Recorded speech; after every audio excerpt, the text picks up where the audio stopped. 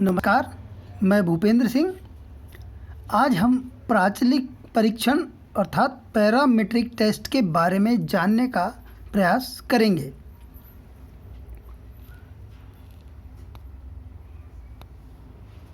परीक्षा और परीक्षण का एक लंबा और सम्मानजनक इतिहास रहा है। चूँकि 1897 में बना राइस का वर्तनी परीक्षण, इसी वर्ष 1897 में ही एबिंगहॉस द्वारा निर्मित थकान परीक्षण यानी फैटिग टेस्ट और 1905 में फ्रांस के अल्फ्रेड बिने का बुद्धि मापनी यानी इंटेलिजेंस टेस्ट जैसे परीक्षणों का विकास, इन्हीं परीक्षणों के नए वॉल्यूम बनने, उनका प्रकार, उनकी व्यापकता और कृत्रिमता के संदर्भ में असाधारण गति से हुआ है। परीक्षण का क्षेत्र वास्तव में इतना व्यापक है कि शोधार्थी पद्धतियों या अथवा आंकड़ों यानी डेटा के संकलन के लिए स्वयं की विधि अपनाते हैं। आंकिक आंकड़ों को प्राप्त करने के लिए प्रभावी व्यूह रचना का निर्माण करते हैं, लेकिन इस दौरान कुछ विवाद भी मस्तिष्क में उत्पन्न होते हैं। ये विवाद परीक्षण के प्रकार, सांख्यिकी मानक यानी नॉर्म्स अथवा निकष यानी क्राइटेरिया से संबंधित हो सकते हैं।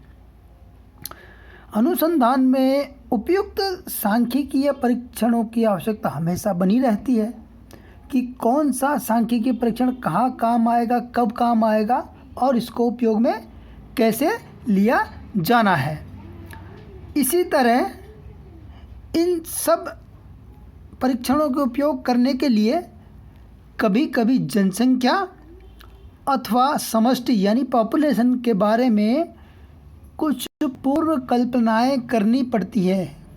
पूर्व कल्पना यानी अभिग्रह यानी एजम्पशंस करने पड़ते हैं।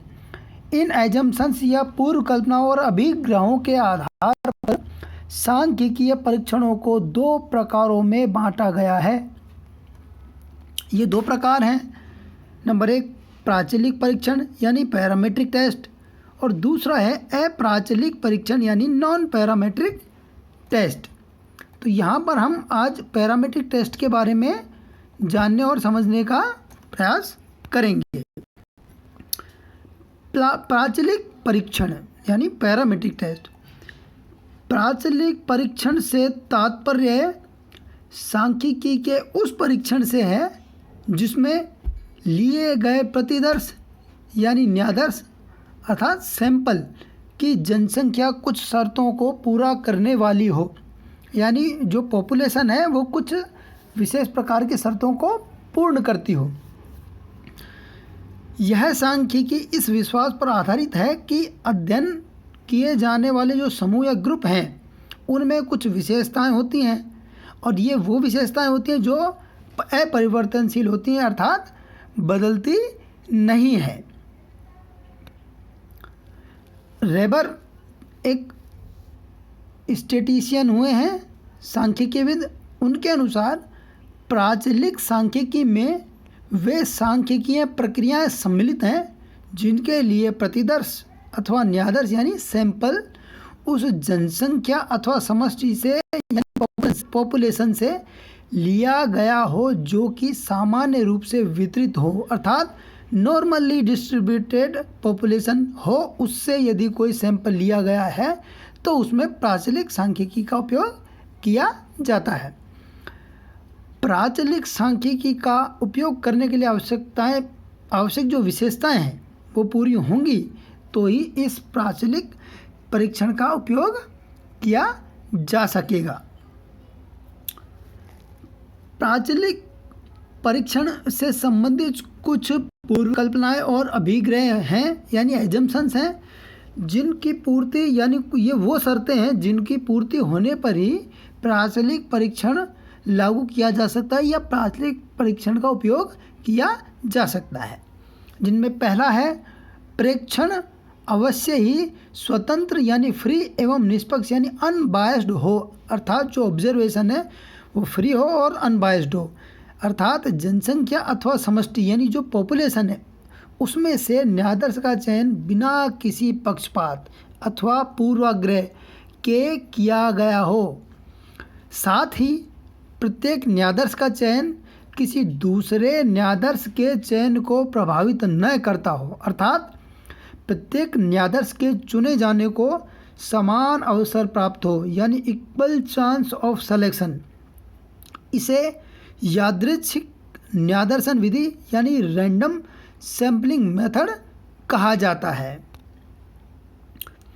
नंबर 2, जहाँ तक संभव हो न्यायाधीश का चयन प्रसामान्य रूप से वितरित जनसंख्या में से ही होना चाहिए, अर्थात जो पॉपुलेशन नॉर्मली डिस्ट्रीब्यूटेड हो उसमें से ही न्यायाधीश का चयन किया जाना चाहिए।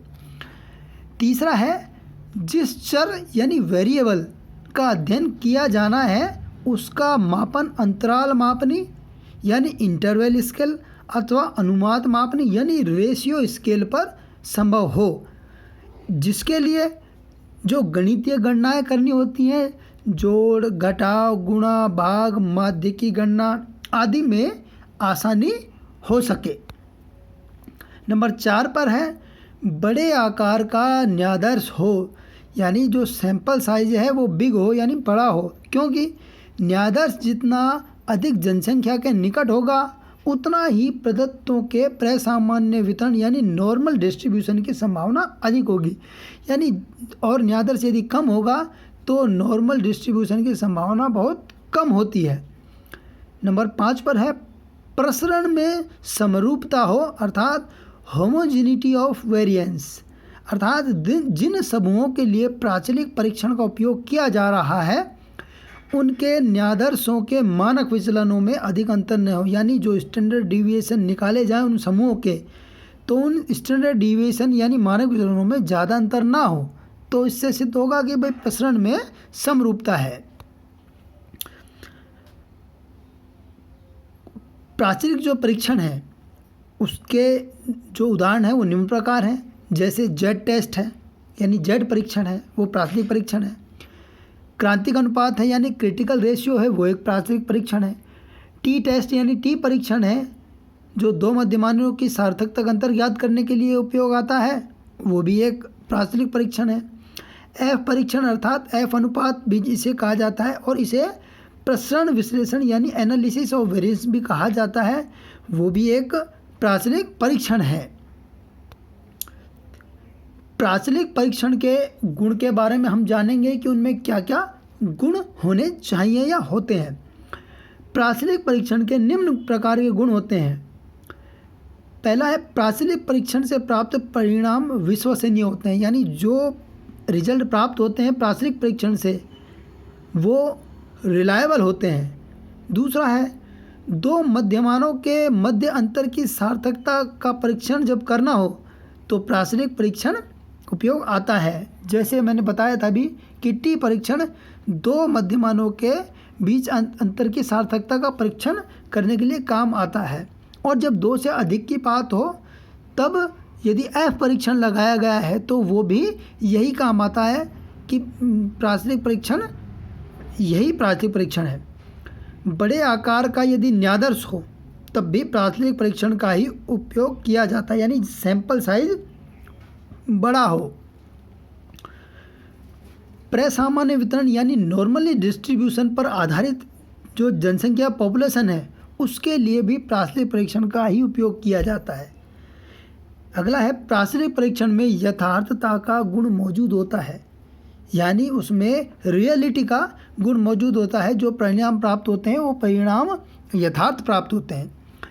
अगला है, प्राचलिक परीक्षण में सांख्यिकीय शक्ति विद्यमान होते हैं, यानी स्टैटिस्टिकल पावर होती है प्राचलिक परीक्षण में, क्योंकि इसके द्वारा जो रिजल्ट प्राप्त होते हैं वो चूँकि यथार्थ होते हैं तो उनके आधार पर जनरलाइजेशन ये सामान्यीकरण परिणामों का किया जा सकता है। अगला है, प्राचलिक परीक्षण अपरिवर्तनवादी अथवा अनुदार होते हैं, अतः प्रथम प्रकार यानी टाइप 1 प्रकार की जो त्रुटि है इसकी संभावना कम हो जाती है। अब है प्राचलिक परीक्षण के दोष, जिनके बारे में हम यहाँ जानेंगे।